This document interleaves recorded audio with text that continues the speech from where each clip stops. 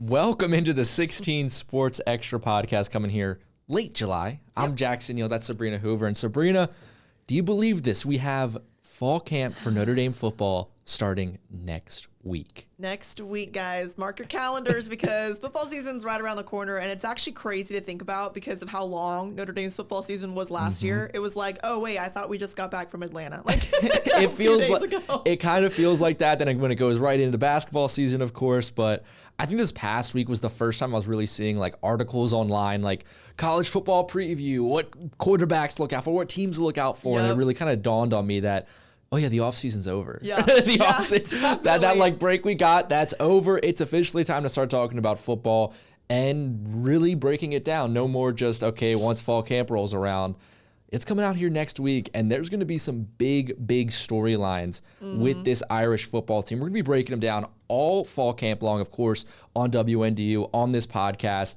But we wanted to get it started today. And Sabrina, there's one area. There's really, when it comes to this Notre Dame team this year, there is one clear area to start, and that's the quarterback position. Definitely going to be a quarterback battle now going into fall camp. It's actually funny when you told me we were going to record this. I was thinking about a few months ago whenever Marcus Freeman got asked multiple questions about who's going to be the starting quarterback. Of course, he told us, he doesn't want to put like a timetable on who that's going to be. And I bet you $100 that's going to be the multiple questions he's going to get throughout fall camp. But I mean, he's right. I mean, it's not a thing you want to rush. And of course, we've seen, CJ Carr and Kenny Minchey both, in that blue and gold game, we saw their things there. So I think it's going to be interesting to see going into, fall camp now that we're actually going to get, a first glimpse of what they both can do. So, but definitely a big quarterback battle. Yeah, it's, and I was thinking about that as well. I mean, basically the one thing we got from him in the spring about it was he wanted to just have it be a two-person battle in the fall. Yeah. And then that led to the whole Steve Angeli transfer, which we covered. Yep. Surprised me. I'm still kind of getting used to the whole, Steve Angeli, Syracuse expectation. I read an article about that yesterday. That kind of threw me all out of whack with that. But no, it's just really interesting to start to think about it. And you mentioned just kind of the blue gold game. The first time we really got to see both, CJ Carr, Kenny Minchey really just kind of taking snaps as if they were the starter and see what they could do. Yep. And now with this two quarterback race, I think really comes down to is there's two ways from this Notre Dame offense to go. Right now we're seeing CJ Carr. He can throw the ball. Great. You just saw that throw right there along the sideline, and this one as well. And then there's Kenny Minchey, who can also throw the ball pretty well, but the legs, it's the athleticism. Definitely. And I think now that we're starting to think about, okay, where does this Notre Dame offense, how does it start to look? Those are the two basically, ramps they can go on. Do we want to do something similar to Riley Leonard last year or something more of a traditional pocket passer? And I love how you mentioned Riley Leonard because, knowing his success with the Irish last year, obviously taking them to the national championship game, using his legs a lot.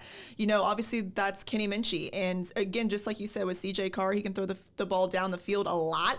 But it's going to be a big question because both of these quarterbacks are not experienced. That's the number one thing. And you got to look at their schedule, Notre Dame's schedule. I mean, you got two big games right out of the gate, and whoever's going to be the starting quarterback is going to have a really, really big challenge about, just the entire season, but really in those two games. Yeah, I mean, and if you want to stretch it out to the first 3 of 4, I mean, the first 4 football games at Miami, tough.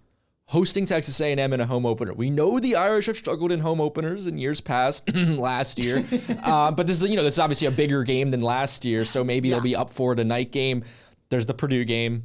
Okay, let's just skip over that real quick. Yeah. But then it's Arkansas, at Arkansas. So you have 2 SEC opponents and then at Miami. That is a really, really tough way to start the season. So you're right.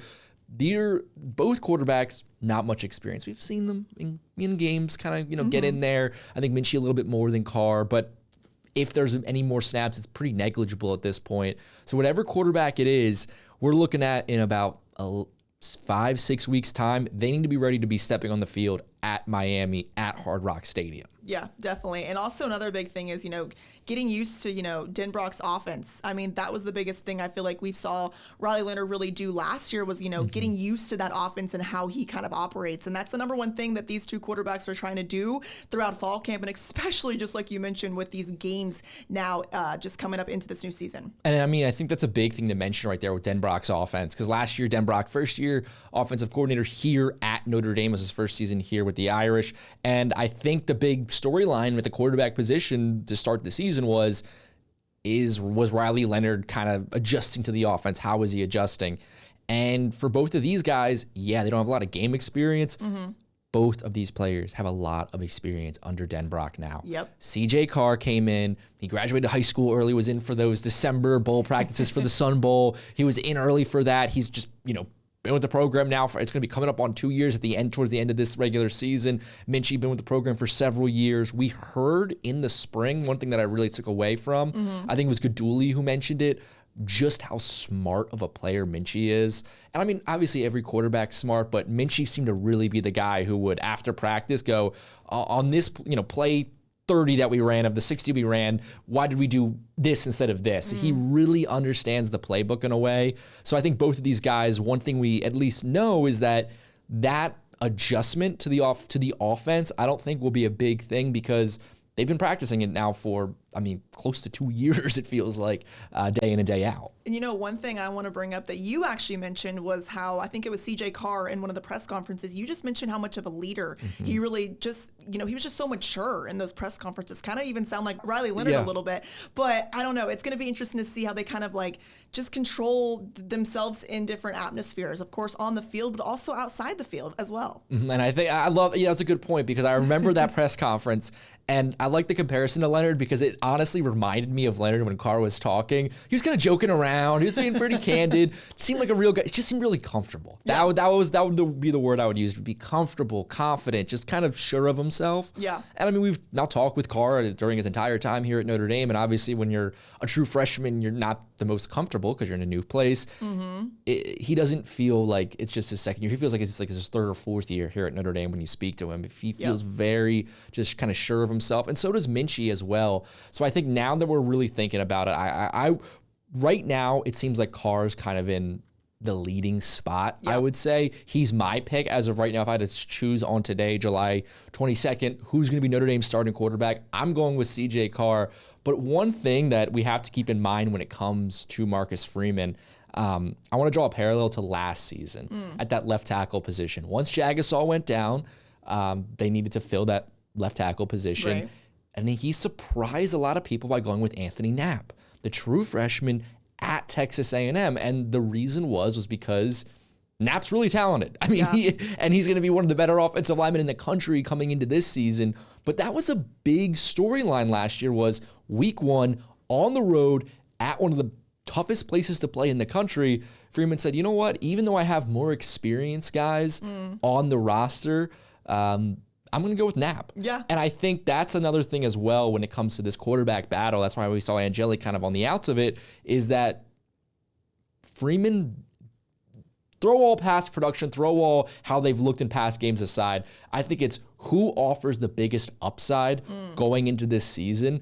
That's who Freeman's going to go with. So that's why even though people are kind of just writing in Carr, there's a lot with Minchey where he looks kind of similar to Leonard with that mobility. Definitely. And I love how you mentioned just Marcus Freeman, just his different decision making, because we saw last year, obviously making it to the national championship game is a huge thing to do for this program, let alone just, Notre Dame itself. So now going into a new season, it's a new target on your back. Obviously new things are going to happen, new players, obviously, and then obviously CJ Carr and Kenny Minchey, two very young quarterbacks that are up for grabs in this situation. So Marcus Freeman, taking his time with this decision, but also wanting the best for this program, because we've seen all these big players come in and out of this university, really. And I think the thing that we have to think about is there's no more safe decisions here when it comes to Notre Dame football. Exactly. That Anthony Knapp decision kind of set the tone, and now this quarterback battle is further proof of it, is that especially after going to the national championship game, Marcus Freeman has the most job security of any coach in America. There's no coach at another institution. Even if you want to throw Kirby Smart at Georgia,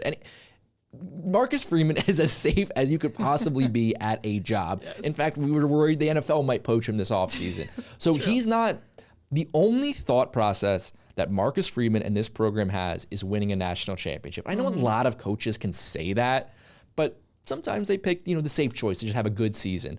There's none of that this year. No. This is – we want to go on a run all the way. We got there last year, didn't win the game, and that was – probably a year early if you looked at the roster, maybe 2 years early. There's so much talent on this team that in Marcus Freeman and everyone's mind, and as they should, it's national championship time here for Notre Dame. And it's what is the highest upside? Whatever that is, that's what's going to be going with. And that's why I still think, even though everyone's kind of writing in Carr, I still think there's a solid chance for Minchey, because we saw last year with Leonard in that running game is that, okay, the lows can be low. Northern Illinois was a low. I don't think Angeli would have had that low, but the highs are incredible when Leonard was just running and making a dynamic offense. This year, the running game is even better than it was last season. Imagine complementing that with a quarterback with Minchey's running ability. Yep. That'd be the best rushing attack in America. And 110%. And also with Riley Leonard and how he kind of bounced back from that NIU loss, it all goes back to leadership, right? Just the way he handles himself throughout every single, we saw him in that press conference after that NIU loss, obviously devastated, but he bounced back. And that's the thing about the quarterback at Notre Dame. You have a lot on your plate. He took in a lot. He even said that, like the first few games, he was like, I put it all on my shoulders, really. And just as a Notre Dame quarterback yourself, there's so much that kind of goes into that. And I think, again, it's all about what you do on the field, but also the mentality. I mean, that's the biggest thing is, what are you going to do in those big losses? What are you going to do in those big times where things aren't really going your way? So, And I mean, even then too, this idea, okay, this leadership. Yeah. The quarterback, yes, it's obviously the number one leader on the field, but if you look at this offense, there is experience in other positions.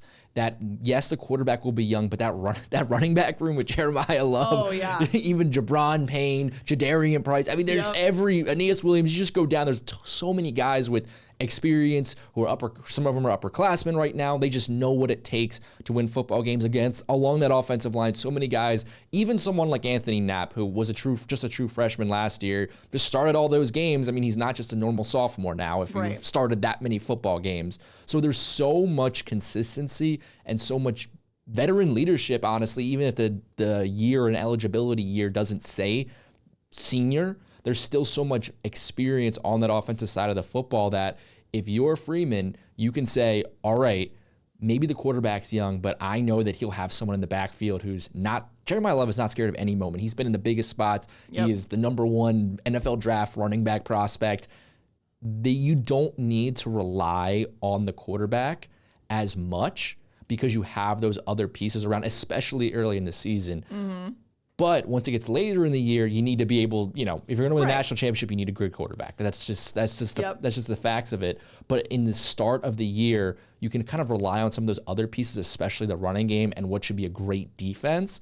So even if there's one guy, Carr or Minchey, who might say, all right, maybe he's a little more raw week one, but I see the path for him to be better in the long run at the end of the season. I could still see Marcus Freeman going with that guy because, all right, early on, hand the ball off to Jeremiah Love. Hand it off to Price. Throw a screen back. When in doubt. Yeah, you have to rely on that defense. There are so many future NFL draft picks on that defense. Speaking of defense, new defensive coordinator. That's obviously going to be a big Chris Ash, big storyline, of course. But going back to that thing that you just said, I mean, maturity level, yes, there's so many players that can kind of step into that role, and how grateful they must be to have players that they can go to and be like, hey, I don't know how to handle this, But I think that's the number one thing I'm going to really look for during fall camp is like, how are these players kind of talking to each other? What does the team chemistry kind of look like with Kenny Minchey and of course CJ Carr with all the other players? Because I think that's a big telling point is like, yes, you're right. Other players can surround him and be like, hey, like you got it, like next play, whatever. But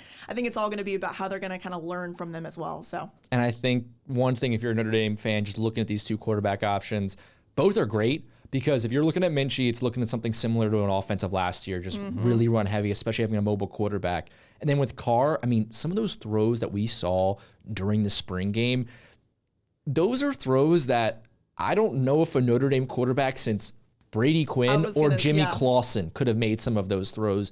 Though that's the type of arm that Carr has, and I don't know. So those are the two options right now. I don't know if you're ready to make a pick. I'm saying CJ Carr right now. I think that's where they're going to go off of. I could see them, the play action passes with Jeremiah, with having Jeremiah Love in the running game, I think is going to be too enticing to pass up with a quarterback like Carr. So I see him. I think there's going to be some growing pains. We saw that interception in the spring game. Right. There's definitely going to be that early on. But if Carr becomes what he's supposed to be, that's a level of arm talent that does not come around in South Bend in college football very often. Because you're so right. In that blue and gold game, he looked so comfortable. I mean, just operating out of the pocket there. I mean, he looked so comfortable with every single wide receiver there. And of course, like, he's long, he's tall, he's big. You know, it's like he's got everything that a quarterback needs. But on top of that, you know, he can just operate right there out of the pocket. But I know I'm not really going to say, you know what? I'm going to go CJ Carr. I'm going to go CJ Carr because I got it out of you. I got a prediction out of you. Not trying to steal what you're saying, but you're right. I mean, comfortability level, I'm going to say CJ Carr right now. Kenny Minchey, obviously, with the whole dual threat quarterback that we've been talking about, sure.